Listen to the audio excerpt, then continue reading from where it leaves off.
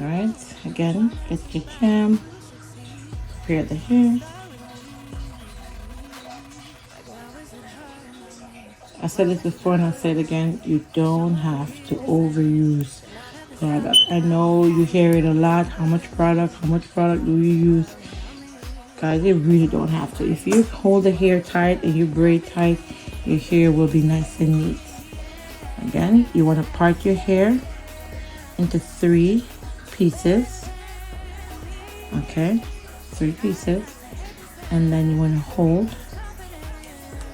and